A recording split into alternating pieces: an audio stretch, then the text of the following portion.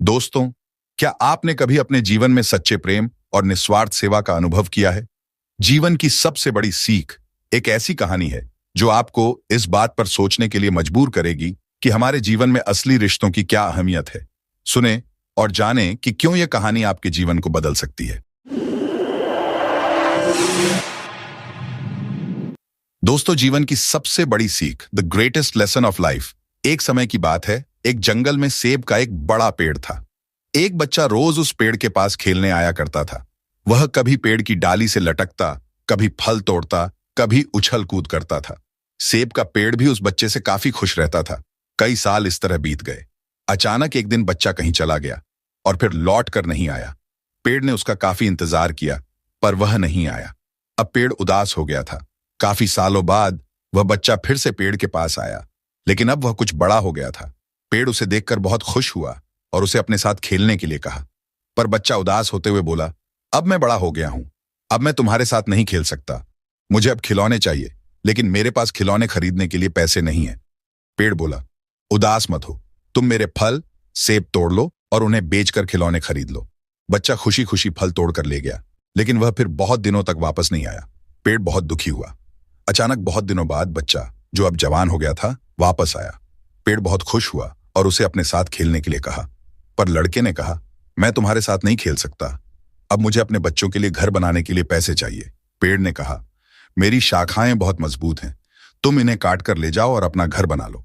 लड़के ने खुशी खुशी सारी शाखाएं काट लीं और लेकर चला गया।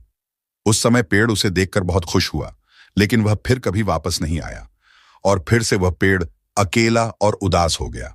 अंत में वह लड़का, जो अब बूढ़ा हो चुका था, काफी समय बाद थका हुआ वहां आया। तब पेड़ उदास होकर बोला, अब मेरे पास न फल हैं, न ही लकड़ी, अब मैं तुम्हारी मदद भी नहीं कर सकता। बूढ़े ने कहा, अब मुझे कोई सहायता नहीं चाहिए, बस एक जगह चाहिए जहां मैं बाकी जिंदगी आराम से गुजार सकूं।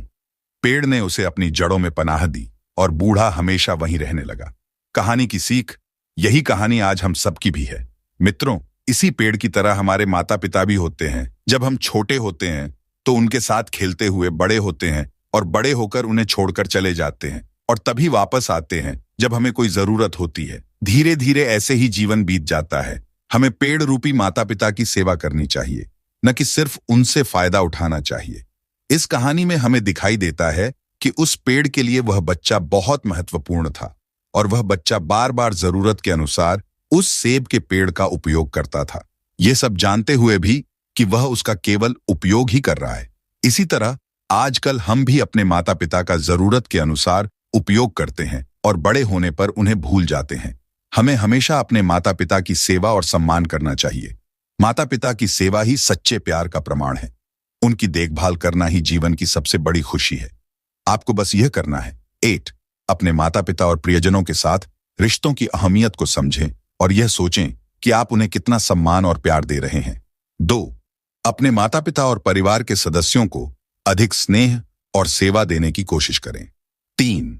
उनके साथ अधिक समय बिताएं और उनकी जरूरतों को समझने की कोशिश करें। दोस्तों, ये वीडियो यही तक अगर आपको ये कहानी अच्छा लगा हो तो प्लीज हमारे चैनल को सब्सक्राइब करें, वीडियो को लाइक